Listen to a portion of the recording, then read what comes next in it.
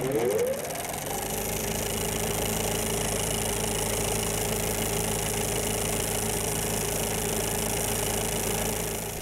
everybody, and we're back at the TRIFI Film Festival 2017 here in Richland, Washington, and we have kind of some fun for you to talk about. We're going to talk with a guy named Mick Strawn, and who has actually better hair than I do, and making it look good. You have a bit of a notoriety behind you for a couple of films you did a few years back. I did. Yeah, you want to talk a little bit about a couple things? Well, you know, there were a couple of films, a director that I'd worked for, I did a couple of shows for him, and or a producer, and he comes up to me and says, well, we're starting a new thing. We're actually going to take, up until that point, you did a film, and then you did the sequel, and the sequel just died. Wow. You know what? The original film would have taken in so many million, and the next one that you did along the same lines would like take a quarter as much money, right? And he said, look, I've got these two films, and we want to do a third one. And we're going to do something amazing. We're going to do it better. It is going to be the killer in the series. Now, up until that time, nobody had done that. Yeah, I saw Jaws 3. Exactly, right. Exactly. And you were alone when you did that. Yeah. So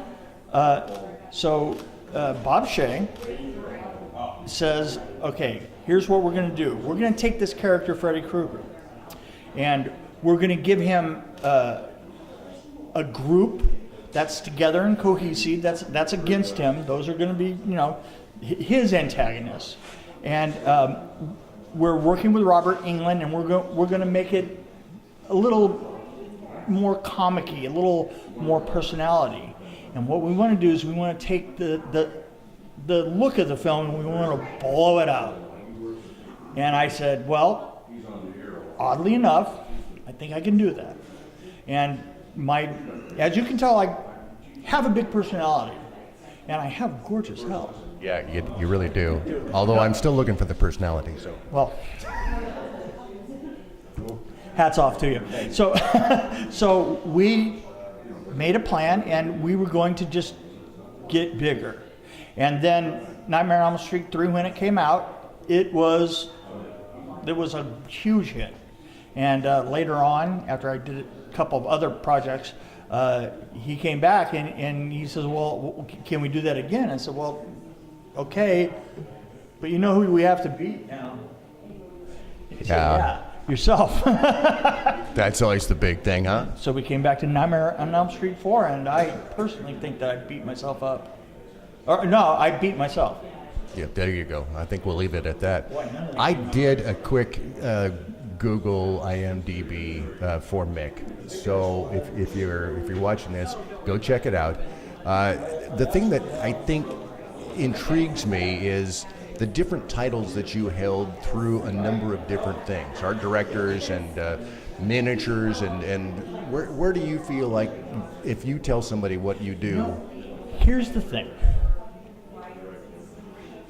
The great variety of things I did was because I kept having children. And you know, I kept having friends that were single and happy, and they would walk away at the end of a project and say, oh, I've got enough money to live for another 8 months. And I would say, oh, I've got enough money to live until the end of the week. And so I would go do something else.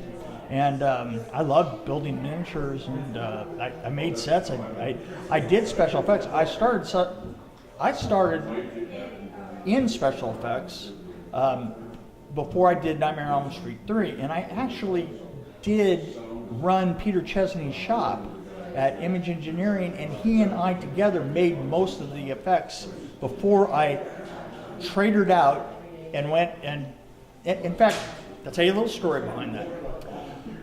I was working for Peter Chesney, and I was going over to New Line to give the final billing in, you know, that's because we had just been working on pre-prep. We didn't have a director or anything like that, and so you have to do the effects ahead of time.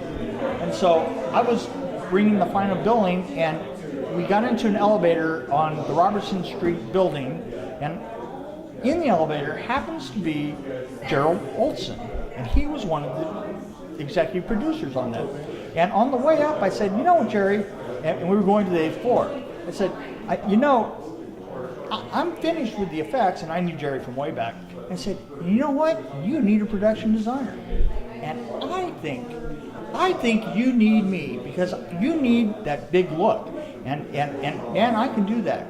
And we've been talking about it, and I could have that wired. And in 7 floors, I talked him into it. And then on the last floor, the 7th and the 8th, I talked him into bringing my sister on too. So That's a heck of an elevator speech. it was an elevator speech. 7 floors of elevators. 7 floors. I got that show in 7 floors. I can name that tune in 7 floors.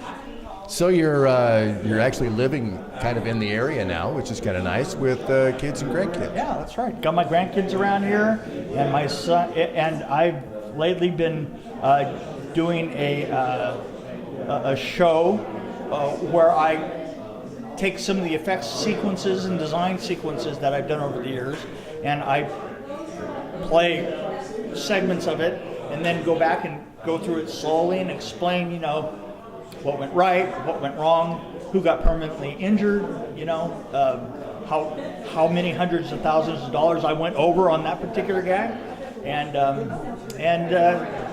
I'm gonna I have a little bit of a podcast up here, Dream Warrior Review, and just kicking back and enjoying myself. Nice. Well, we really appreciate you popping by. I hope you enjoy the film festival, and we'll see you around the block. I will be here a little bit tonight, but I'm going to be here all day tomorrow, and I will be a horrible critic. And I plan to just make myself a pain in the butt. I'm glad you're here. Thanks, Mick. And we'll be back. And we're done.